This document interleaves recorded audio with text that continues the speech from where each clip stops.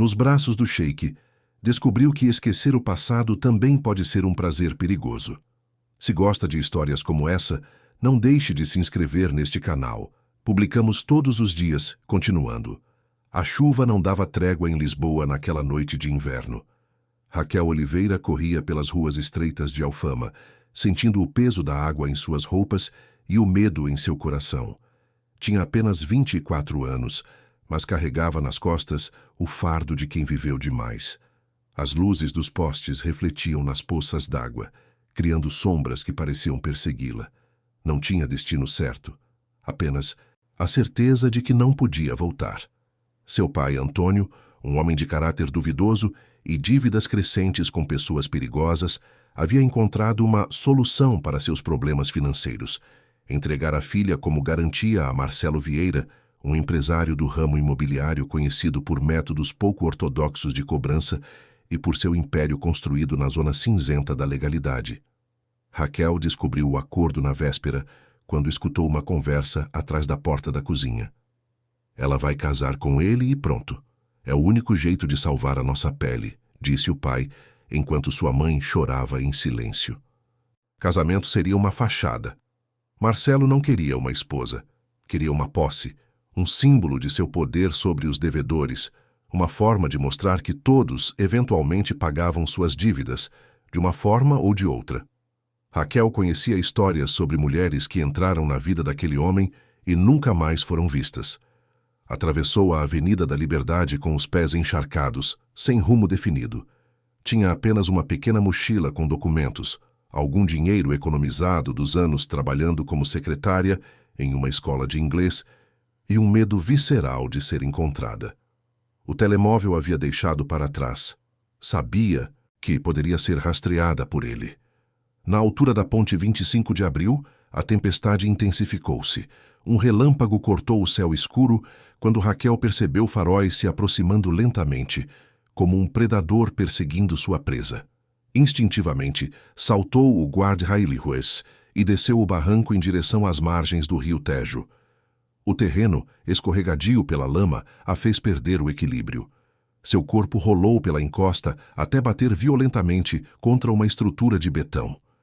A dor explodiu em seu ombro e a consciência escapou entre seus dedos como a água da chuva.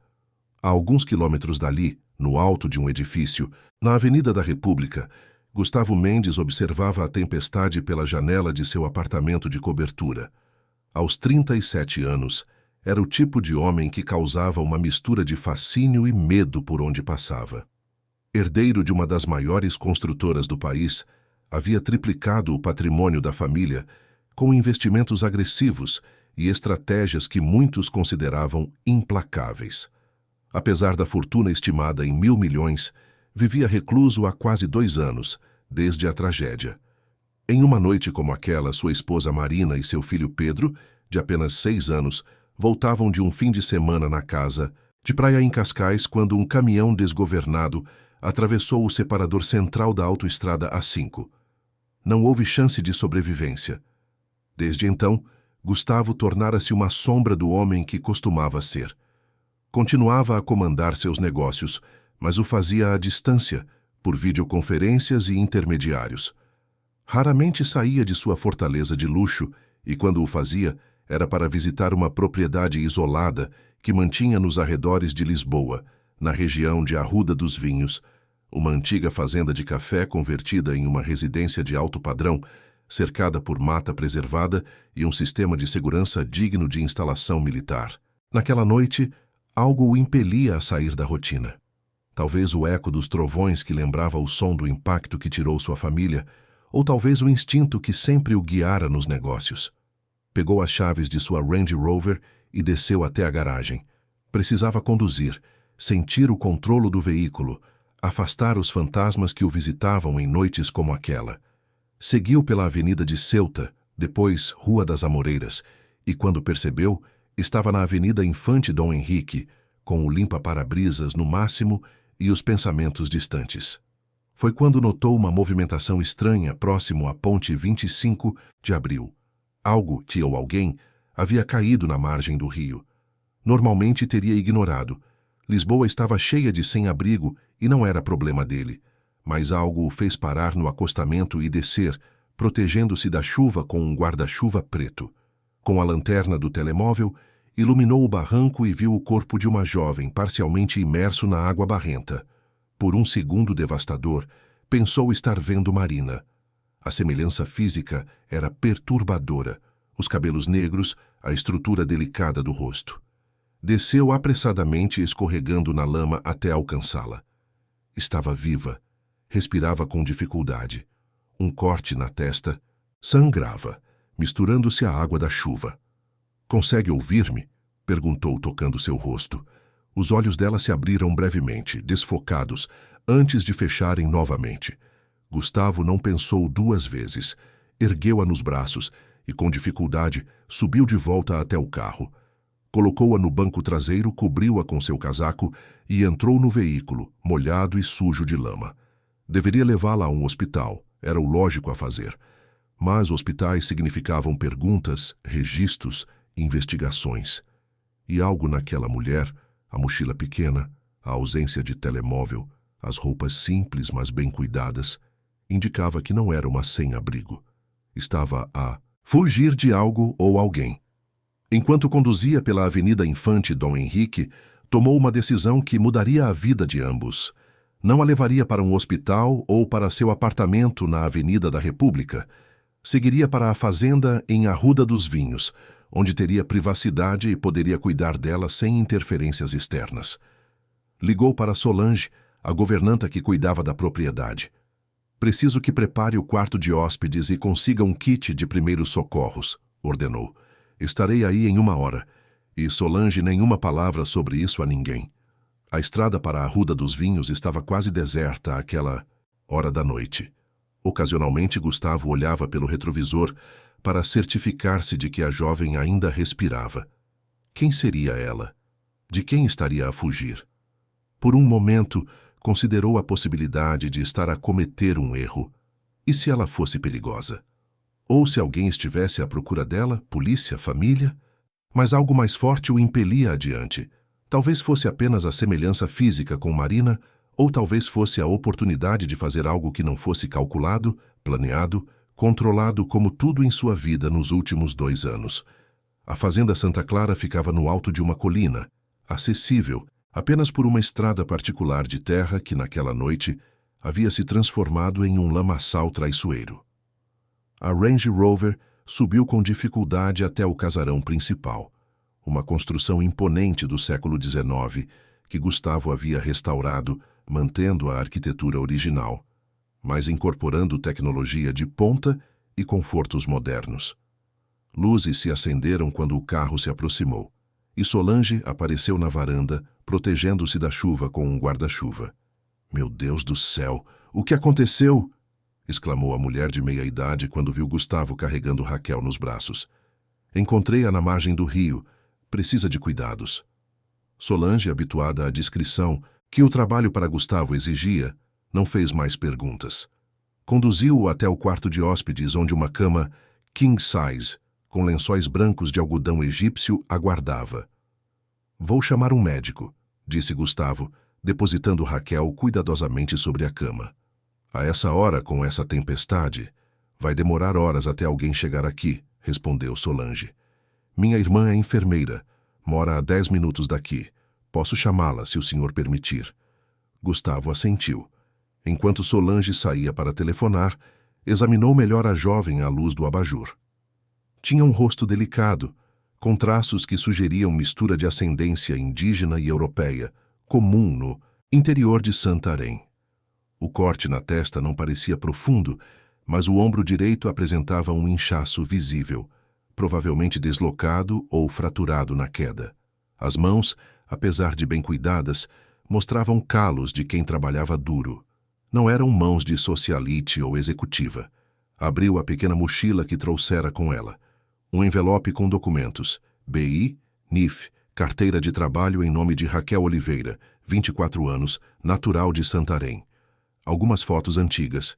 Uma menina abraçada a uma senhora mais velha, provavelmente a avó. Um livro gasto pelo uso. Grande Sertão Veredas, de Guimarães Rosa. E um maço de dinheiro. Cerca de 3.000 euros em notas diversas, provavelmente economias de anos. Guardou tudo de volta na mochila e colocou-a sobre uma poltrona. 40 minutos depois, a irmã de Solange, Márcia, chegava encharcada, mas trazendo sua maleta de enfermagem. Examinou Raquel com eficiência profissional. Tem um corte na testa que precisará de alguns pontos e o ombro está deslocado.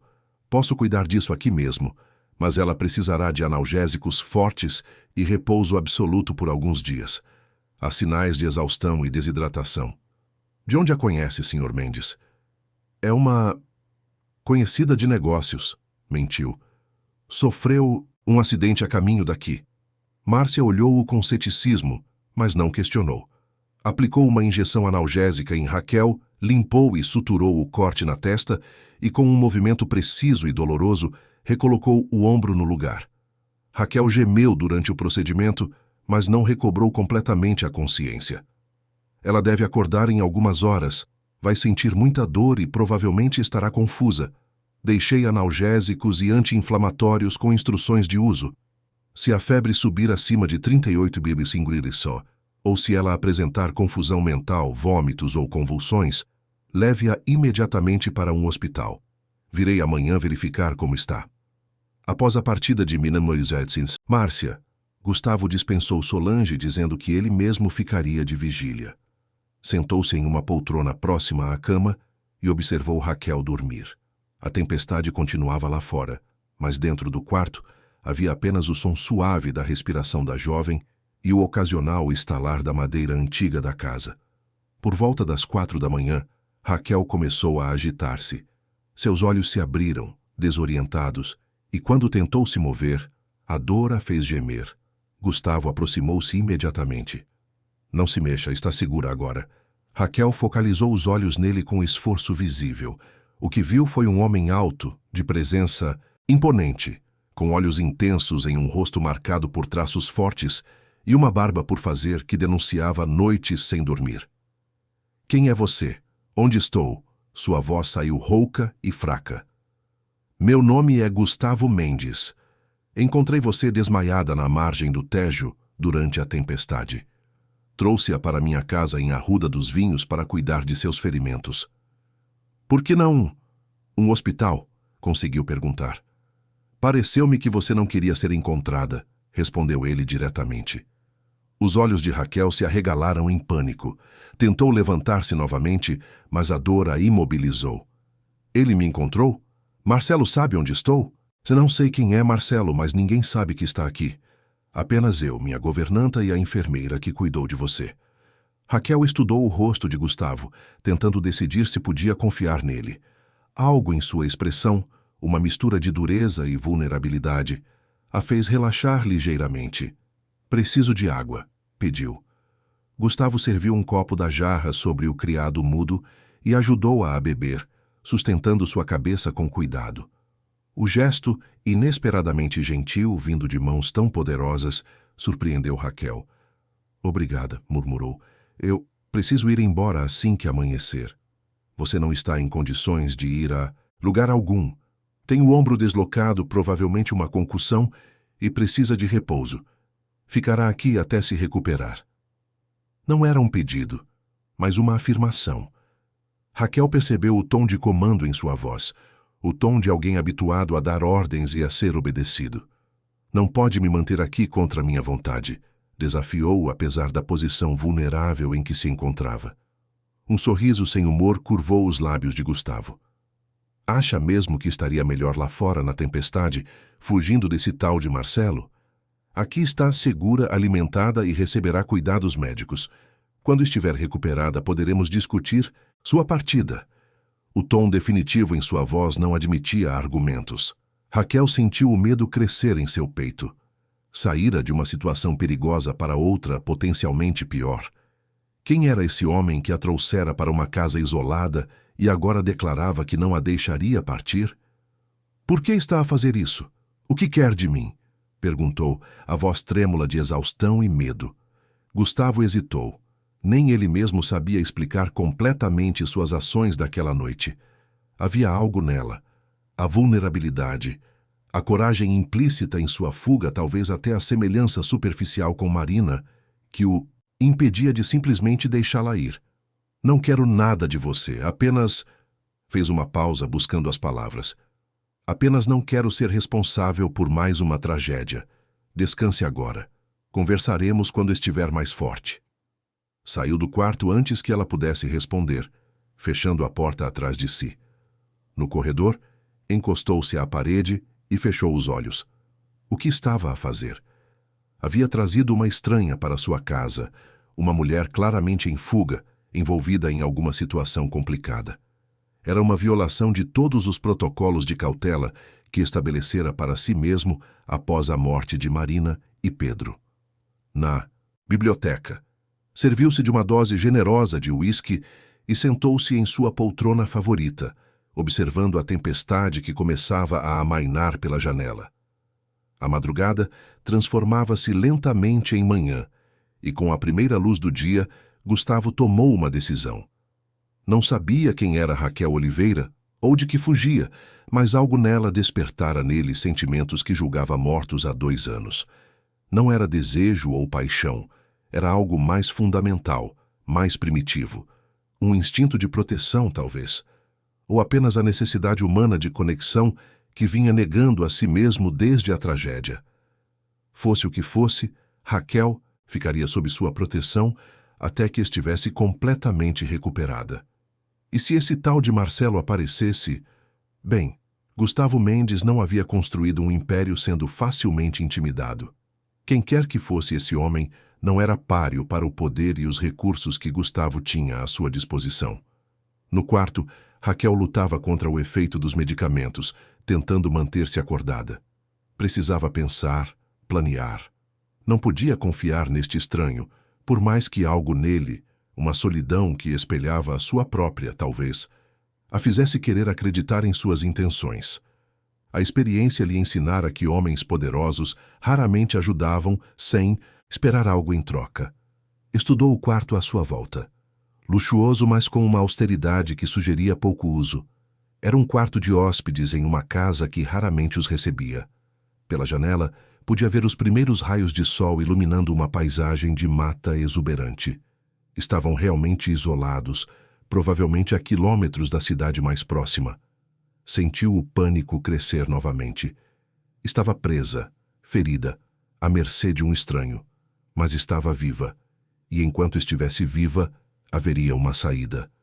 Precisava recuperar suas forças, ganhar a confiança desse homem e, na primeira oportunidade, escapar.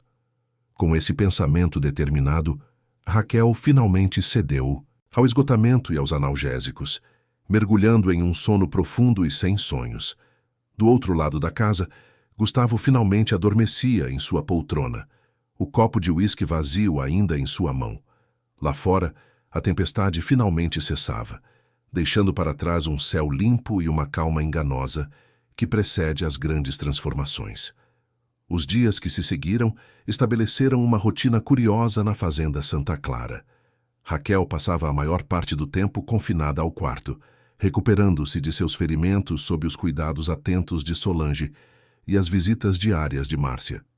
Gustavo mantinha-se distante, aparecendo apenas brevemente para verificar seu estado, sempre formal, sempre guardado. Na manhã do 4º dia, Raquel acordou sentindo-se significativamente melhor.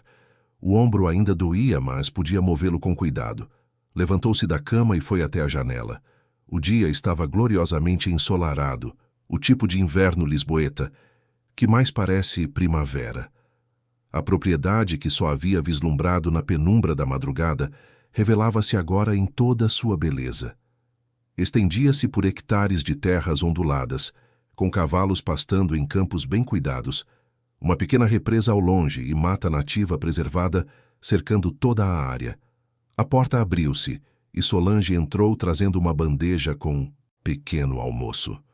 "Que bom vê-la de pé, menina", disse a governanta com genuína alegria. "Estava começando a preocupar-me.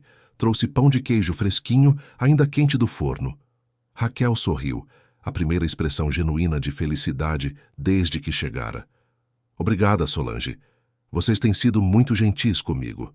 A governanta depositou a bandeja sobre uma pequena mesa e ajeitou os travesseiros na cama para que Raquel pudesse sentar-se confortavelmente. O Sr. Gustavo pode parecer duro, mas tem um bom coração. Só não sabe muito bem como demonstrar, especialmente depois do que aconteceu. O que aconteceu? Perguntou Raquel, curiosidade superando a discrição. Solange hesitou, como se medisse até onde poderia falar. Não me cabe contar histórias que não são minhas, mas saiba apenas que ele também conhece o sofrimento, talvez até mais profundamente que a maioria. Deixou o quarto antes que Raquel pudesse perguntar mais, mas aquelas palavras plantaram uma semente de curiosidade. Quem era realmente Gustavo Mendes? O que havia por trás daquela fachada de controlada indiferença? Após o pequeno almoço, reuniu coragem para explorar além das paredes de seu quarto. O corredor onde se encontrava dava para uma ampla escadaria que descia para o hall principal, um espaço impressionante com um piso de mármore e um lustre de cristal, que refletia a luz do sol que entrava pelas janelas altas. As paredes exibiam obras de arte que mesmo seu olhar leigo reconhecia como valiosas. Pinturas de artistas portugueses consagrados como Almada Negreiros e Amadeu de Souza Cardoso. Seguindo pelo rés do chão, encontrou uma biblioteca que ocupava toda a ala leste da casa. Estantes do chão ao teto abrigavam milhares de volumes, e uma escada móvel permitia acesso às prateleiras mais altas.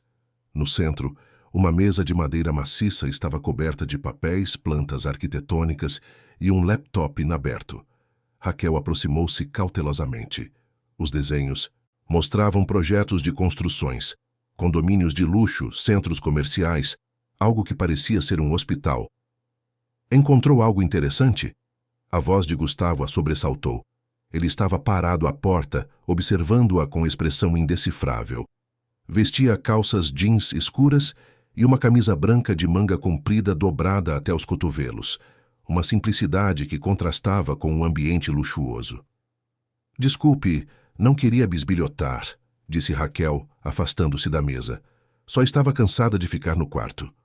Gustavo entrou na biblioteca e fechou a porta atrás de si. Raquel sentiu um arrepio de apreensão. Estavam sozinhos naquele cômodo isolado, e algo na postura dele alertava seus instintos. Como está a sentir-se? Perguntou ele, mantendo distância. Melhor. Obrigada por tudo que está a fazer por mim. Não me agradeça ainda, respondeu com um sorriso enigmático. Ainda não decidimos o que acontece a seguir. O uso do plural, decidimos, não passou despercebido por Raquel. Implicava que ela teria alguma participação na decisão, algo que suas palavras anteriores não haviam sugerido. Não quero causar problemas, disse ela. Assim que estiver completamente recuperada, seguirei meu caminho. E para onde iria? Perguntou Gustavo, aproximando-se da mesa e organizando distraidamente alguns papéis. Pelo que entendi, está a fugir de alguém. Tem algum plano? Algum lugar para ficar? A verdade era que não tinha. Havia saído de casa com o pensamento único de escapar, sem considerar o que viria depois. Seus poucos amigos estavam em Santarém e Marcelo certamente os monitoraria. Não tinha parentes vivos além dos pais. Sua avó, a única pessoa que realmente a amara incondicionalmente, havia falecido anos antes. Vou me safar, respondeu com mais convicção do que sentia. Sempre me safei na vida. Gustavo estudou-a com intensidade. Quem é Marcelo? A pergunta direta a pegou desprevenida. Como sabe sobre ele? Você mencionou seu nome quando acordou naquela primeira noite. Parecia apavorada com a possibilidade de ele tê-la encontrado. Raquel hesitou. Quanto deveria revelar? Por outro lado, este homem a havia acolhido e cuidado dela. Merecia ao menos uma explicação. Marcelo Vieira, um empresário do ramo imobiliário em Lisboa. Meu pai devia dinheiro a ele, muito dinheiro, e a solução que encontraram foi me oferecer como garantia. A expressão de Gustavo endureceu. Como assim garantia? Um casamento arranjado, mas nós dois sabemos que não seria um casamento de verdade. Seria outra coisa. Sua voz falhou levemente. Quando descobri, fugi. Foi quando você me encontrou.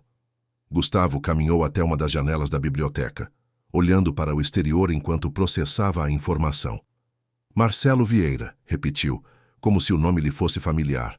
Da VR Incorporações? Raquel assentiu, surpresa. Conhece-o? Um sorriso sombrio cruzou o rosto de Gustavo. Lisboa é uma cidade pequena quando se trata do mundo dos negócios. Conheço a reputação dele. Não é das melhores. Voltou-se para Raquel com uma expressão que ela não conseguiu decifrar. Uma mistura de determinação e algo mais profundo, mais perturbador.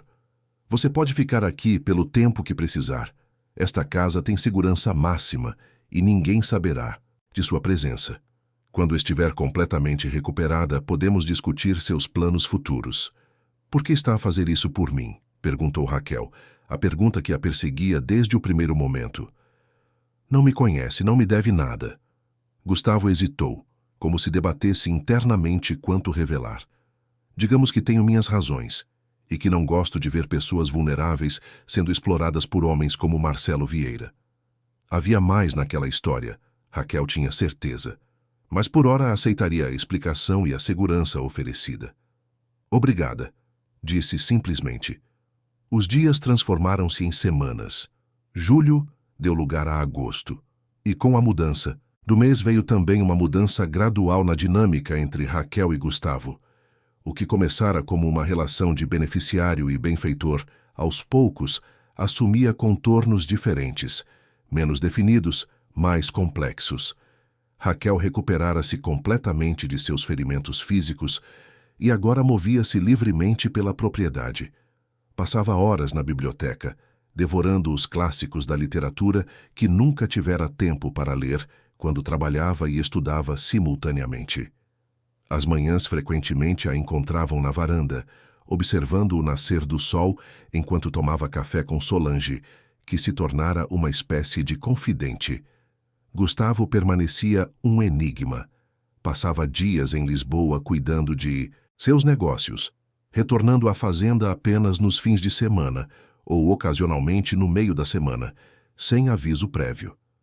Quando estava presente, ora se mostrava distante e preocupado, trancado em seu escritório por horas, ora surpreendia Raquel com convites para caminhadas pela propriedade ou longos jantares regados a vinho e conversas que se estendiam madrugada adentro.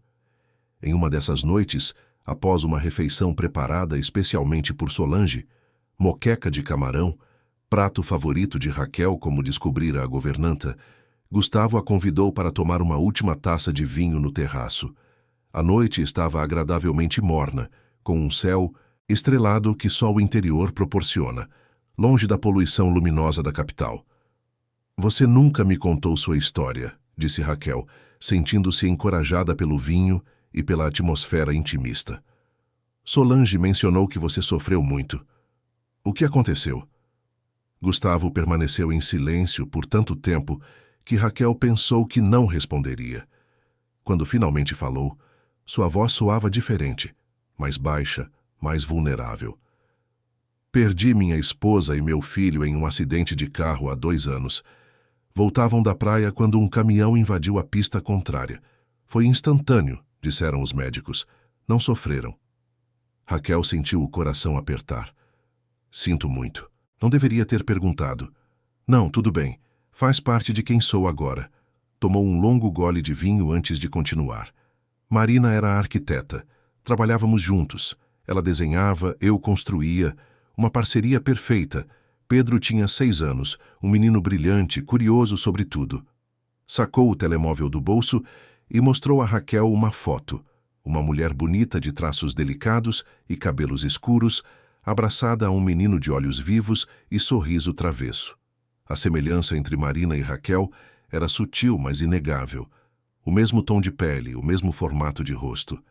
Sentiu um frio na espinha ao compreender parte das motivações de Gustavo naquela noite de tempestade. Depois do acidente, mergulhei no trabalho. Expandimos a empresa para novos mercados, fechamos negócios maiores do que nunca.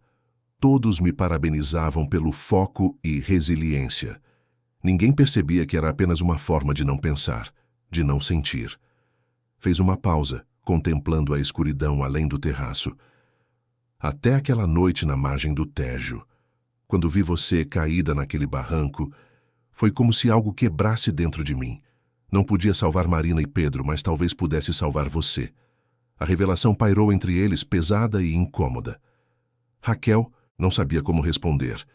Era uma substituta, uma forma de Gustavo espiar alguma culpa irracional pelo acidente que tirou sua família.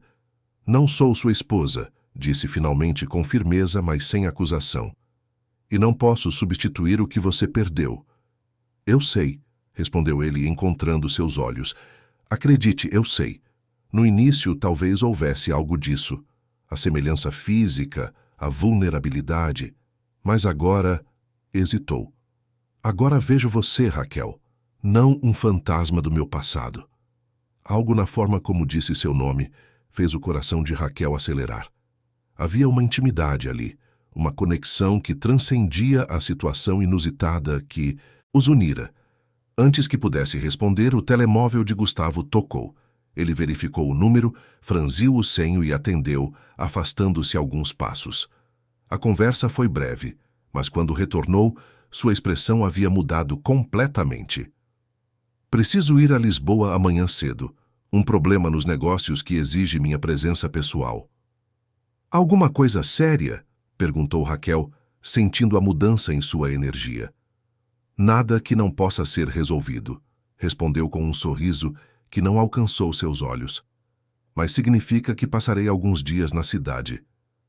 Na manhã seguinte, Gustavo partiu antes do amanhecer. Os dias que se seguiram foram estranhamente vazios para Raquel, que se surpreendeu com a intensidade com que sentia sua ausência. Havia se acostumado à sua presença esporádica, aos encontros casuais pela casa, às conversas que aos poucos revelavam camadas de um homem muito mais complexo e vulnerável do que sua aparência inicial sugeria. No quarto dia recebeu uma mensagem no telemóvel que Gustavo lhe dera para emergências, um modelo básico, pré-pago, impossível de rastrear segundo ele. Preciso que venha a Lisboa, urgente. Enviarei motorista, confie em mim, G. A mensagem a alarmou. O que seria tão urgente que exigia sua presença na cidade? Depois de meses, escondida, a ideia de retornar a Lisboa a aterrorizava. E se Marcelo a encontrasse? Se seu pai a visse? Mas a mensagem de Gustavo transmitia urgência e, depois de tudo que fizera por ela, não podia ignorá-lo. Preparou uma pequena mala, despediu-se de Solange e esperou na entrada da propriedade. Pontualmente às 14h, um Mercedes preto com vidros escurecidos parou diante do portão. O motorista, um homem de meia-idade com aparência de ex-militar, apresentou-se como segurança pessoal de Gustavo. Durante o trajeto de quase 2 horas até Lisboa, permaneceu calado, respondendo apenas o essencial às perguntas de Raquel. Não se dirigiram ao centro da cidade como esperava, mas ao bairro da Lapa. O carro parou diante de um edifício residencial de alto padrão, com segurança ostensiva e um hall de entrada que mais parecia um hotel de luxo. Senhorita Oliveira, sou Paulo Monteiro, advogado do Sr. Mendes. Por favor, entre. Estávamos à sua espera. O apartamento era um duplex, espaçoso e elegante, com vista panorâmica para o Parque Eduardo VII. No living principal, encontrou não apenas Gustavo, mas outras 5 pessoas sentadas em volta de uma grande mesa de reuniões improvisada na sala de jantar. Gustavo levantou-se imediatamente. Ao vê-la, a expressão uma mistura de alívio e preocupação. Desculpe trazê-la assim, sem explicações, disse, aproximando-se e tomando suas mãos brevemente. Mas precisava que estivesse aqui pessoalmente. Fez as apresentações rapidamente. Além do advogado Paulo, estavam presentes uma promotora de justiça, 2 agentes da polícia judiciária e uma mulher que se apresentou como jornalista investigativa do Público. O que está a acontecer? Perguntou Raquel, confusa e alarmada. Estamos prestes a derrubar Marcelo Vieira, respondeu Gustavo com uma satisfação contida. E você é uma peça fundamental nesse quebra-cabeças. Nas horas seguintes, Raquel ouviu atônita o relato do que Gustavo havia descoberto nos últimos meses.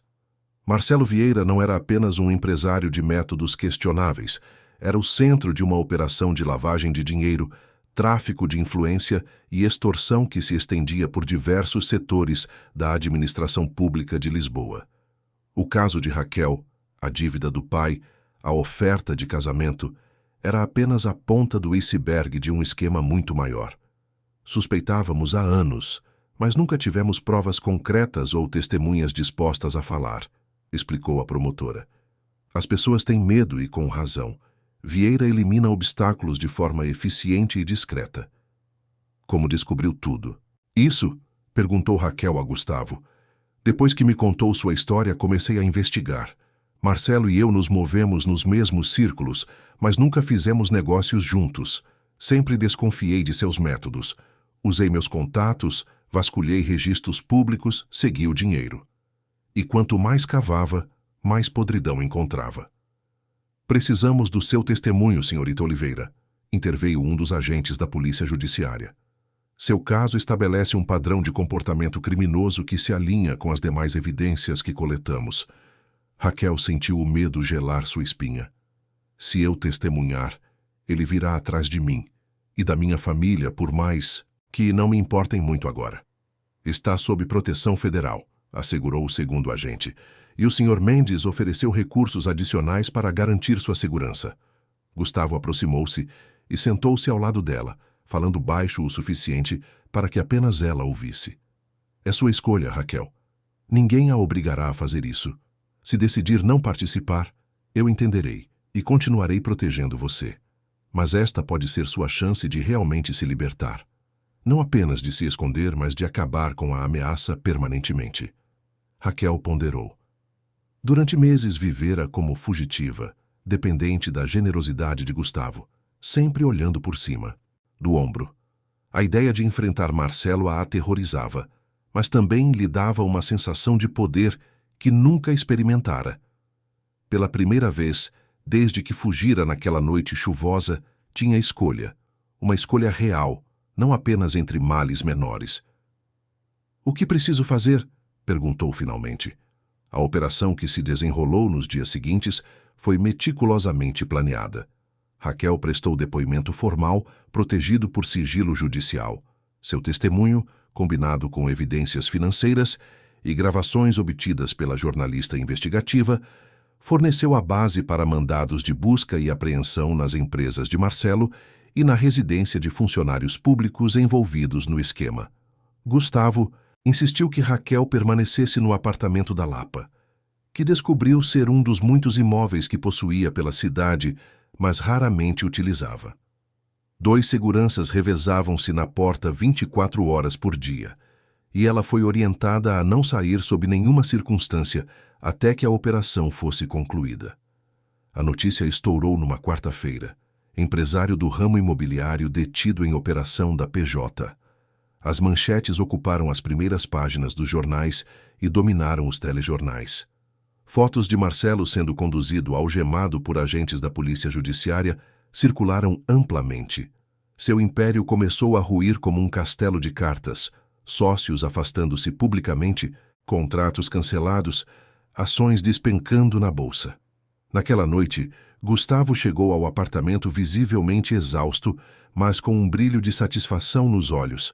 Havia passado o dia em depoimentos e reuniões com autoridades, ajudando a mapear as conexões de Marcelo com o submundo dos negócios lisboetas. Está feito, disse simplesmente, aceitando a taça de vinho que Raquel lhe oferecia. Ele não vai sair tão cedo. As evidências são esmagadoras. Sentaram-se lado a lado no sofá, observando as luzes da cidade pela ampla janela. Um silêncio confortável se estabeleceu entre eles, o tipo de silêncio que só existe entre pessoas que não precisam mais de palavras para se comunicar. O que acontece agora? Perguntou Raquel finalmente. Comigo, quero dizer. Gustavo virou-se para encará-la, a expressão séria. O que você quer que aconteça? A pergunta pairou entre eles, carregada de possibilidades não ditas. Nos meses que passaram juntos, primeiro como salvador e salva, depois como anfitrião e hóspede, e finalmente como algo indefinível, mais profundo, Uma conexão se formara. Não era apenas gratidão por parte dela, ou o fantasma de sua esposa perdida por parte dele. Era algo novo, nascido das circunstâncias extraordinárias que os uniram, mas que transcendia essas mesmas circunstâncias. Não sei, respondeu honestamente. Durante tanto tempo só pensei em sobreviver, em escapar. Nunca planeei um depois. Você pode fazer qualquer coisa agora, Raquel. Voltar a estudar, trabalhar onde quiser. Está livre. A palavra ecoou entre eles. Livre. Era o que sempre quisera, não era? Então por que a ideia de deixar a proteção de Gustavo, de não mais ver seu rosto todas as manhãs, de não mais compartilhar conversas ao anoitecer, parecia tão dolorosa? E se eu não quiser ir? As palavras escaparam antes que pudesse contê-las. Gustavo a estudou longamente, como se tentasse ler além das palavras buscando certeza de seus sentimentos. Quando a encontrei naquela noite, disse lentamente, parte de mim viu um fantasma. Vi Marina. Vi uma chance de redenção, de fazer algo certo em um mundo que havia se tornado errado para mim. Fez uma pausa, escolhendo cuidadosamente as palavras. Mas com o tempo, os fantasmas se foram. E vi você, Raquel. Apenas você. Com sua força, sua determinação, sua capacidade de sorrir mesmo depois de tudo que passou. Estendeu a mão e tocou seu rosto suavemente, um toque tão leve quanto uma brisa. Se ficar, quero que seja por você. Não por gratidão ou por falta de opções. Quero que seja uma escolha, a primeira de muitas que fará como uma mulher verdadeiramente livre. Raquel cobriu a mão dele com a sua. Tenho medo, confessou. Não de Marcelo ou do futuro. Tenho medo do que sinto por você. É real? Ou é apenas resultado das circunstâncias extraordinárias que nos uniram? Há apenas uma forma de descobrir, respondeu ele, vivendo cada dia, fazendo escolhas, pequenas e grandes, e vendo onde nos levam. Naquela noite, dormiu no quarto de hóspedes do apartamento sozinha com seus pensamentos. Na manhã seguinte, Gustavo havia saído cedo, deixando apenas um bilhete. Tomo café na Brasileira às 10 horas. Venha se quiser. Se não vier, entenderei. De qualquer forma, o apartamento é seu pelo tempo que precisar. Às 9h45, Raquel saiu do apartamento pela primeira vez em dias. O segurança ofereceu-se para acompanhá-la, mas recusou educadamente. Precisava fazer isso sozinha. Caminhar pelas ruas de Lisboa não mais como fugitiva, mas como uma mulher que escolhia seu caminho. A Brasileira ficava a algumas quadras na Rua Augusta. Caminhou lentamente, saboreando a sensação de liberdade, o sol de inverno morno em seu rosto, os sons familiares da cidade, que tanto temia havia se tornado novamente apenas uma cidade. Avistou Gustavo pela vidraça, sentado em uma mesa externa, lendo o jornal enquanto tomava café. Parecia diferente, mais leve, mais jovem até. Por um momento, apenas observou-o, perguntando-se se estava prestes a cometer um erro, se confundia a gratidão com algo mais profundo.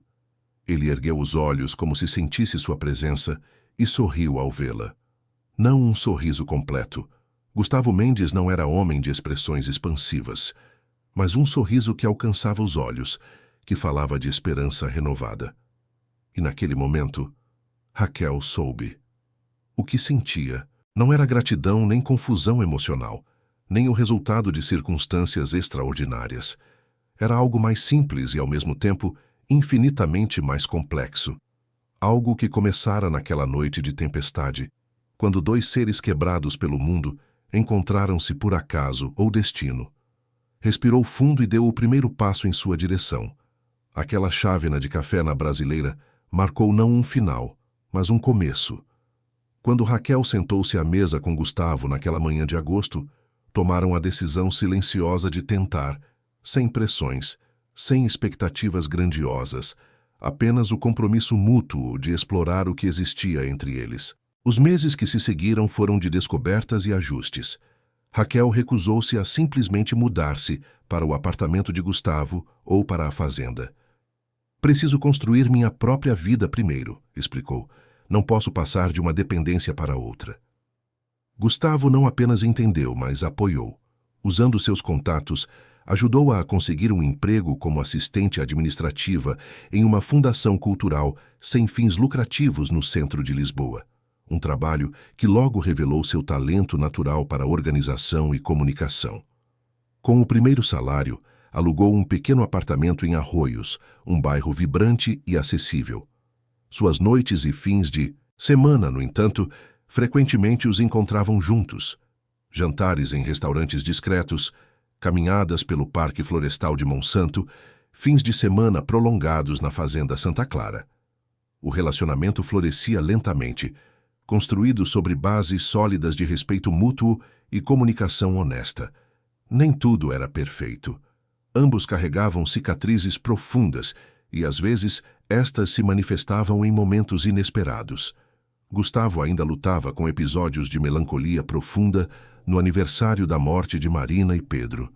Raquel, por sua vez, enfrentava pesadelos recorrentes sobre seu passado e ocasionais ataques de ansiedade quando via alguém que lembrava Marcelo ou seu pai. Mas aprenderam a navegar por essas águas turbulentas juntos. Raquel incentivou Gustavo a finalmente fazer terapia, algo que havia resistido por anos. Ele, por sua vez, apoiou sua decisão de retomar os estudos, completando a faculdade de administração que havia abandonado em Santarém quando precisou trabalhar em tempo integral. O julgamento de Marcelo Vieira aconteceu quase um ano após sua prisão. Raquel testemunhou a portas fechadas, protegida por medidas especiais devido às ameaças que ainda circulavam contra testemunhas do caso. Gustavo esteve presente em todas as sessões, uma presença silenciosa, mas reconfortante. Quando a sentença foi anunciada, 17 anos de prisão, por crimes de extorsão, lavagem de dinheiro e corrupção ativa. Um peso invisível pareceu deixar os ombros de Raquel. Acabou, sussurrou Gustavo em seu ouvido enquanto deixavam o tribunal. Ele não pode mais alcançá-la. Naquela noite, na privacidade do apartamento de Gustavo, Raquel chorou, não de medo ou tristeza, mas de alívio. Um ciclo se fechava, permitindo que outro realmente começasse. Foi a primeira vez que dormiram juntos, não apenas como amantes, mas como parceiros que haviam atravessado uma tempestade e emergido mais fortes do outro lado. A vida seguiu seu curso. A empresa de Gustavo expandiu-se, agora, com uma nova divisão focada em habitações sociais e revitalização urbana.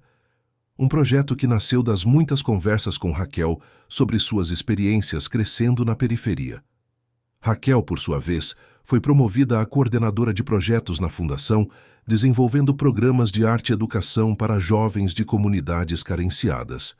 Em um domingo de primavera, quase 2 anos após aquela noite fatídica na margem do Tejo, Gustavo convidou Raquel para um passeio especial.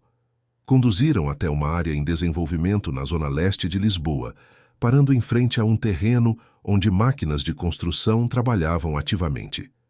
"O que acha?" perguntou Gustavo, observando a expressão confusa de Raquel. "É um estaleiro de obras", respondeu ela, incerta do que deveria estar vendo.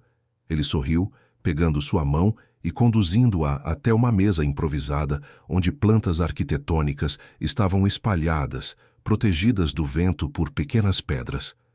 "Este será o Centro Cultural Marina Mendes", explicou, mostrando o projeto de um complexo moderno com múltiplos prédios integrados. Salas de aula, estúdios de arte, teatro, biblioteca pública, espaço para exposições. Tudo gratuito, voltado principalmente para crianças e jovens. Raquel estudou as plantas, impressionada com a escala e a visão do projeto. "É incrível, Gustavo. Mas por que está a mostrar-me isso agora? A inauguração deve estar a meses de distância." "Porque quero que você o dirija", respondeu simplesmente. "Ninguém entende melhor a importância de espaços como este do que você, e ninguém tem mais talento para fazê-lo funcionar." Raquel sentiu lágrimas nos olhos. Era um presente não apenas para ela, mas para comunidades inteiras que teriam acesso a oportunidades que ela mesma nunca teve em sua juventude. Mais que isso, era Gustavo usando seu poder e privilégio para criar mudança real, algo que começara a fazer cada vez mais desde que ela entrara em sua vida. "Vou pensar", Sobre isso, disse, não querendo tomar uma decisão tão importante no calor do momento. É uma responsabilidade enorme. Gustavo assentiu, respeitando seu processo como sempre fazia. Sem pressão, o convite permanece aberto. Na volta para casa, pararam em uma cafeteria pequena e acolhedora nas Avenidas Novas. Enquanto aguardavam os cappuccinos, Gustavo parecia inusitadamente nervoso, checando o telemóvel repetidamente e tamborilando os dedos na mesa. "Está tudo bem?" perguntou Raquel. "Parece tenso." Ele respirou fundo como se tomasse uma decisão. "Há algo mais que quero mostrar a você hoje." De volta ao carro, conduziram em silêncio até o Restelo, parando em frente a uma casa modernista. Nem uma mansão ostentosa, nem um apartamento de luxo, mas uma residência elegante e acolhedora, escondida por árvores maduras e um jardim bem cuidado. "De quem é essa casa?" perguntou Raquel enquanto Gustavo abria o portão com um controlo remoto. "Minha, ou melhor, nossa, se você quiser." O coração de Raquel acelerou. Era a primeira vez que falavam concretamente sobre viverem juntos. Até então, mantinham residências separadas, embora passassem a maior parte do tempo na casa um do outro. A casa por dentro era surpreendente, espaçosa sem ser excessiva, luxuosa sem ostentação. Janelas amplas deixavam entrar abundante luz natural, e a decoração mesclava peças de design contemporâneo com arte portuguesa autêntica. Mas o que realmente chamou a atenção de Raquel foi como o espaço parecia criado pensando nela, nas cores que apreciava, no estilo que admirava, até mesmo nos livros que preenchiam as estantes. "Comprei este lugar há 6 meses", explicou Gustavo enquanto caminhavam pelos cômodos. "Vinha trabalhando na renovação desde então. Marina desenhou nosso apartamento na Avenida da República e a reforma da fazenda. Este lugar queria que fosse nosso, algo que começamos juntos, sem fantasmas." No andar superior, mostrou-lhe o quarto principal, com sua varanda voltada para o jardim. Depois um home office espaçoso com 2 mesas, uma para cada um de nós, explicou. Um quarto de hóspedes elegante e, finalmente, um cômodo que parecia à espera de definição. "Este pode ser o que você quiser", disse Gustavo. "Um ateliê, um quarto extra ou..." Hesitou brevemente. "Ou um quarto de criança algum dia, se for algo que você deseja." Raquel o encarou surpresa. Era a primeira vez que mencionava a possibilidade de filhos. "Pensei que, depois de Pedro, que você não quisesse mais crianças", disse suavemente. Gustavo recostou-se no batente da porta, olhos fixos em algum ponto distante. "Também pensei isso. Por muito tempo, a ideia de amar outro filho parecia uma traição à memória dele." Voltou seu olhar para Raquel. "Mas você me ensinou que não se trata de substituir o que perdemos. Trata-se de honrar o que tivemos, enquanto abraçamos novas possibilidades de amor." Raquel aproximou-se, tomando suas mãos nas suas. "Não precisamos decidir isso agora." "Não precisamos decidir nada agora", concordou ele. "Apenas quero que saiba que estou aberto a todas as possibilidades de futuro, contanto que sejam com você." De volta ao rés do chão, na sala, de estar com vista para o jardim, Gustavo serviu 2 taças de champanhe que havia deixado no frigorífico mais cedo. "Então, o que acha?" perguntou, um toque de vulnerabilidade rara em sua voz. "Da casa, do centro cultural, de tudo?" Raquel tomou um gole, permitindo-se um momento para organizar os pensamentos antes de responder. "Acho que você é um homem que sabe exatamente o que quer e raramente aceita não como resposta", disse, com um sorriso suave. "Também acho que, de alguma forma, conseguimos transformar uma situação terrível em algo belo, e que tenho muita sorte por isso." Gustavo sentou-se ao lado dela no sofá. "A sorte foi minha, Raquel. Você trouxe vida de volta a um homem que estava apenas existindo. Mostrou-me que é possível recomeçar sem negar o passado. Então sim", decidiu ela. "Sim ao centro cultural. Não poderia recusar a chance de criar um lugar assim para crianças que precisam. E sim a esta casa, nosso começo juntos." O sorriso que iluminou o rosto de Gustavo era raro em sua intensidade. Inclinou-se para beijá-la, mas antes que seus lábios se encontrassem, hesitou. Há mais uma coisa, disse, nervoso de uma forma que Raquel raramente o via. De seu bolso, tirou uma pequena caixa de veludo. Isso não é uma condição para nada do que falamos.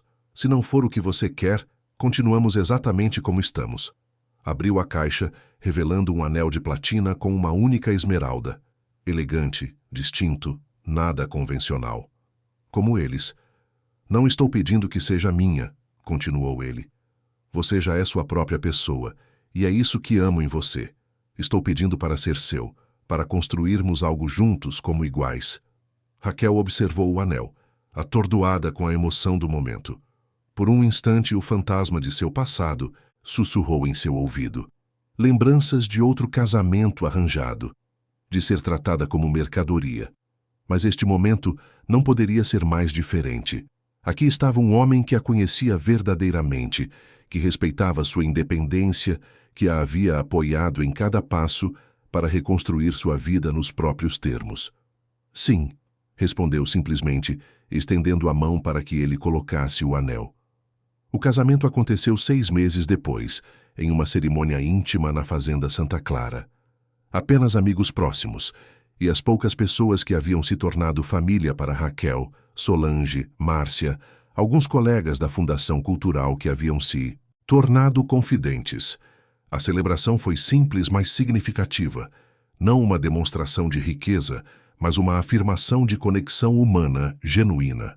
No dia anterior à cerimônia, Raquel recebeu uma visita inesperada.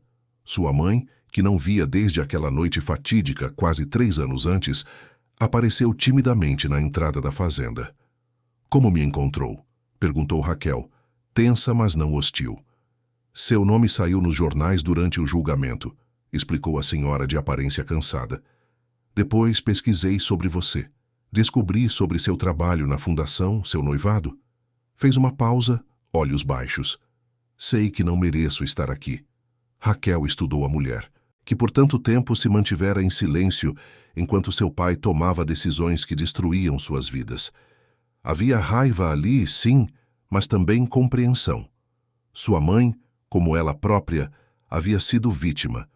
Talvez não tão diretamente, talvez com mais escolhas do que Raquel tivera, mas vítima ainda assim. E papai? Perguntou finalmente. Continua o mesmo, mas estamos separados há 2 anos. Finalmente encontrei coragem. Algo suavizou no coração de Raquel. Você pode ficar para o casamento se quiser. Não como mãe da noiva, esse papel pertence a Solange agora, mas como alguém que talvez um dia possa fazer parte da minha vida novamente. Foi um começo, hesitante, frágil, mas um começo. Como tudo em sua vida nos últimos anos, Raquel decidiu enfrentar essa relação complicada com honestidade e compaixão, mas sem abrir mão de seus limites e sua segurança emocional. A manhã do casamento amanheceu clara e quente, um daqueles dias perfeitos de outono em que o céu parece mais azul e o ar mais limpo. Vestida com um vestido simples de seda na cor marfim, Raquel esperava na varanda da casa enquanto os convidados se acomodavam no jardim. Gustavo apareceu ao seu lado, elegante em seu fato azul marinho, os olhos brilhando de uma forma que poucos além dela conheciam. Pronta? Perguntou, oferecendo seu braço. Quase, respondeu ela. Há algo que preciso te contar primeiro. Guiou-o para um canto mais privado da varanda e de sua mala tirou um pequeno objeto retangular. Um teste de gravidez. Positivo. Descobri há 3 dias, explicou, observando cuidadosamente sua reação. Queria ter certeza antes de contar. Gustavo ficou imóvel por um momento que pareceu se estender infinitamente. Então, para a surpresa de Raquel, seus olhos encheram-se de lágrimas. Pela primeira vez desde que o conhecia, viu-o chorar abertamente, sem reservas. Um bebê, sussurrou tocando suavemente o ventre ainda plano de Raquel. Nosso bebê. Tem certeza de que está pronto para isso? Perguntou ela, a última insegurança em sua voz. Não é muito cedo? Gustavo secou as lágrimas, um sorriso transformando seu rosto. É perfeitamente na hora. uma nova vida, um novo começo. Segurou as mãos dela entre as suas. Pedro sempre será meu filho, parte do meu coração para sempre. E este bebê será amado da mesma forma, completamente, incondicionalmente, por ser exatamente quem é. Trocaram um beijo suave, uma promessa silenciosa de tudo que estava por vir. Então, de braços dados, caminharam juntos para o jardim onde seus amigos aguardavam. O caminho estava coberto de pétalas de flores silvestres, não rosas tradicionais, mas as flores resistentes e coloridas que cresciam naturalmente na propriedade, sobrevivendo a todas as estações, adaptando-se e florescendo mesmo nas condições mais adversas. Como eles. A cerimônia foi conduzida por um juiz de paz, amigo de Gustavo dos tempos de faculdade. Trocaram votos que haviam escrito pessoalmente. Palavras honestas sobre encontrar luz na escuridão, sobre escolhas diárias e recomeços corajosos. Quando as alianças foram trocadas, o sol atingiu seu ápice no céu, banhando o jardim em uma luz dourada, que parecia abençoar aquela união improvável. A recessão que se seguiu estendeu-se pela tarde e adentrou a noite. Boa comida, música ao vivo, conversas significativas. Não havia pompa ou exibicionismo, apenas a celebração genuína de um amor que nascera das circunstâncias mais improváveis e sobrevivera aos testes mais difíceis. Próximo à meia-noite, quando a maioria dos convidados já havia partido, Gustavo e Raquel escaparam para a beira do pequeno lago da propriedade. Sentados em um banco rústico sob o céu estrelado, permitiram-se um momento de quietude. — Em que está a pensar? Perguntou ele, notando a expressão contemplativa de Raquel. — Em como a vida é imprevisível, respondeu, encostando a cabeça em seu ombro. Há 3 anos, estava a fugir na chuva, certa de que minha vida havia acabado. E agora estou aqui, casada, grávida, a dirigir um centro cultural, cercada de pessoas que realmente se importam comigo. — Você construiu isso, Raquel, disse Gustavo com admiração sincera. Eu apenas ofereci oportunidades. Você teve a coragem de aproveitá-las. Construímos juntos, corrigiu ela, cada um curando as feridas do outro à medida que avançávamos. Do bolso do blazer, Gustavo tirou um pequeno embrulho. Um presente de casamento, explicou, entregando-o a ela. Dentro da caixa, Raquel encontrou uma delicada corrente de ouro com 3 pingentes, uma gota de água em cristal, uma pequena casa em ouro branco e um sol em ouro amarelo. A água representa o nosso início, aquela noite de tempestade, explicou ele. A casa é o lar que construímos juntos, não apenas físico, mas emocional. E o sol tocou suavemente sua barriga. O sol é o nosso futuro, brilhando à nossa frente. Raquel permitiu que ele colocasse o colar em seu pescoço, emocionada com o simbolismo do presente. É perfeito, murmurou, de mãos dadas contemplaram o reflexo da lua nas águas calmas do lago. O caminho até ali não havia sido fácil nem direto. Ambos carregavam cicatrizes, algumas visíveis, outras profundamente ocultas, mas haviam aprendido que as cicatrizes não eram apenas marcas de dor passada. Eram também evidências de cura, de resiliência, de capacidade de continuar. 6 meses depois, em uma sala de parto na melhor maternidade de Lisboa, Raquel deu à luz uma menina. Com cabelos escuros como a mãe e olhos intensos como o pai, a pequena chegou ao mundo em uma manhã de primavera, anunciando sua presença com um choro forte e saudável. — Sofia! Sussurrou Raquel quando a colocaram em seus braços pela primeira vez. O nome haviam escolhido juntos. Sofia, sabedoria. A sabedoria de aceitar o passado sem deixá-lo definir o futuro. A sabedoria de reconhecer que os fins mais belos muitas vezes nascem dos começos mais difíceis. Gustavo, sentado na beirada da cama hospitalar, observava mãe e filha com uma expressão de reverência. Quando Sofia agarrou seu dedo com força surpreendente para alguém tão pequeno, sentiu algo definitivamente se curar dentro de si.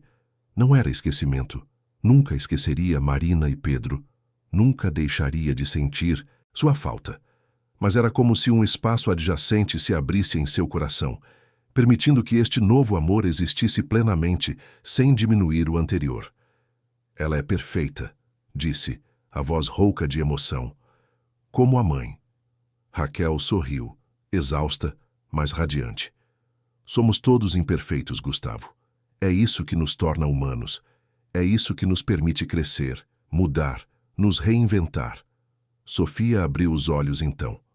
Olhos escuros e alertas que pareciam observar o mundo com curiosidade infinita. Olhos que não carregavam o peso do passado, apenas a promessa ilimitada do futuro. Bem-vinda ao mundo, Sofia Oliveira Mendes, sussurrou. Raquel. Um mundo complicado, às vezes assustador, frequentemente injusto, mas também cheio de possibilidades, de segundas chances, de amor que nasce nos lugares mais inesperados. Gustavo envolveu ambas em um abraço gentil, formando um círculo perfeito de proteção e pertencimento. Naquele momento, naquela sala de hospital em Lisboa, estavam completos.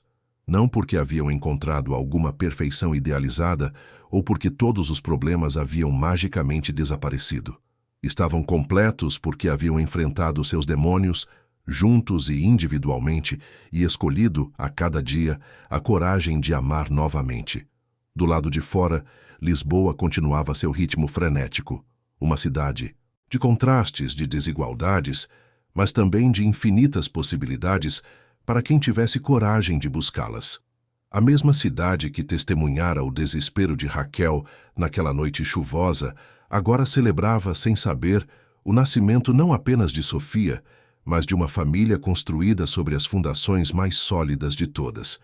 Escolha, respeito e a compreensão profunda de que o amor verdadeiro não é um conto de fadas, mas um trabalho diário de reconstrução e crescimento. E em um quarto de hospital no coração dessa metrópole implacável, 3 corações batiam em uma nova harmonia.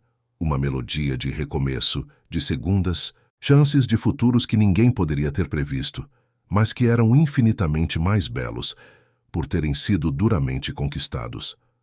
2 anos depois, o Centro Cultural Marina Mendes havia se tornado um ponto de referência na comunidade. Sob a direção apaixonada de Raquel, o espaço acolhia diariamente centenas de crianças e adolescentes para aulas de arte, música, teatro e literatura. No aniversário de 2 anos da instituição, uma exposição especial ocupava a galeria principal. Fotografias que documentavam a transformação do bairro e da vida de seus moradores desde a chegada do centro cultural. Gustavo observava com orgulho enquanto Raquel, com Sofia acomodada confortavelmente em seu quadril, conduzia autoridades municipais e patrocinadores pelo espaço. A menina de 2 anos, esperta e vivaz, apontava para as fotos coloridas, balbuciando excitadamente em sua linguagem própria, que misturava palavras reconhecíveis com sons inventados. Mais tarde naquela noite em sua casa no Restelo, agora verdadeiramente um lar, com brinquedos espalhados estrategicamente e fotos familiares por toda parte, Gustavo e Raquel comemoravam em privacidade o sucesso do evento. Estou a pensar em expandir o conceito para outras áreas da cidade, comentou Gustavo enquanto servia vinho para ambos. Sofia já dormia, exausta após um dia de aventuras. Um centro cultural em cada zona carenciada de Lisboa? Perguntou Raquel sorrindo. Ambicioso mesmo para você. Por que não? O modelo funciona. Faz diferença real na vida das pessoas. Raquel estudou o homem à sua frente, ainda o poderoso empresário que conhecera, mas transformado em tantas formas sutis e profundas. Mais aberto, mais conectado com as necessidades dos outros, mais consciente de seu privilégio e do poder que tinha para criar mudanças positivas. Sabe o que mais me impressiona em você? Perguntou, aproximando-se para tocar seu rosto. Sua capacidade de transformar dor em propósito, de usar o que tem para criar algo significativo. Gustavo segurou sua mão, beijando suavemente a palma. Aprendi com você. Quando nos conhecemos, você tinha todos os motivos para se tornar amarga, desconfiada, fechada. Em vez disso, usou sua experiência para se tornar mais empática, mais determinada a ajudar outros. O telemóvel de Raquel tocou, interrompendo o momento. Era Solange, ligando para informar que a mãe de Raquel havia chegado à fazenda para sua visita semestral. Nos últimos 2 anos, uma relação cuidadosamente construída havia se formado entre mãe e filha, nunca tão próxima quanto antes, mas marcada por um respeito mútuo que crescia lentamente. "Vamos para lá no fim de semana", confirmou Raquel. "Sofia está ansiosa para mostrar à vovó como já sabe nadar na parte rasa do lago." Após desligar, voltou a sentar-se ao lado de Gustavo no sofá. Ficaram em silêncio confortável por um momento, apreciando a tranquilidade da casa, o vinho, a presença um do outro. "Às vezes ainda me pergunto", comentou Raquel suavemente, "o que teria acontecido se você não tivesse parado o carro naquela noite? Se não tivesse me visto caída na margem do rio, eu teria perdido a melhor parte da minha vida", respondeu ele. "Simplesmente. Sofia nunca teria nascido. O centro cultural não existiria, e eu provavelmente ainda estaria a viver como um fantasma, existindo sem realmente viver." Raquel apoiou a cabeça em seu ombro, refletindo sobre todos os momentos, bons e maus, que os haviam trazido até ali. A fuga desesperada, o resgate improvável, os meses de cautela e desconfiança, a lenta construção de confiança, o enfrentamento de Marcelo, o gradual florescimento do amor, o nascimento de Sofia, a construção de uma vida juntos que honrava o passado enquanto celebrava o presente e abraçava o futuro. "Sabia que Mendes, em hebraico, significa filho do homem resgatado?", perguntou Gustavo, quebrando o silêncio. "Li isso em algum lugar recentemente." "Somos todos resgatados de uma forma ou de outra", respondeu Raquel. "Resgatados pelo amor, pela coragem, pela possibilidade de recomeçar." Fora, a noite lisboeta envolvia a casa em seu manto escuro, pontilhado pelas luzes da cidade que nunca realmente dorme. Dentro, a pequena família Oliveira Mendes descansava, não em perfeição, mas em paz. Uma paz conquistada através de dificuldades, de escolhas difíceis, de compromisso diário com a verdade e o crescimento mútuos. No quarto ao lado, Sofia sonhava. Sonhos de uma criança que cresce sabendo-se amada incondicionalmente, protegida mas não sufocada, encorajada a explorar o mundo com curiosidade e coragem. Uma criança que um dia conheceria toda a história de seus pais, não um conto de fadas romantizado, mas a verdade complexa e inspiradora de como 2 pessoas quebradas pelo mundo encontraram-se em uma noite de tempestade e, juntas, reconstruíram-se em algo mais forte, mais pleno, mais verdadeiro que qualquer versão anterior de si mesmas. E no horizonte de Lisboa, além dos arranha-céus e das favelas, além das avenidas congestionadas e dos parques tranquilos, uma nova manhã se anunciava, trazendo, consigo, como sempre, a promessa renovada de recomeço e transformação, para todos que tivessem a coragem de abraçá-la.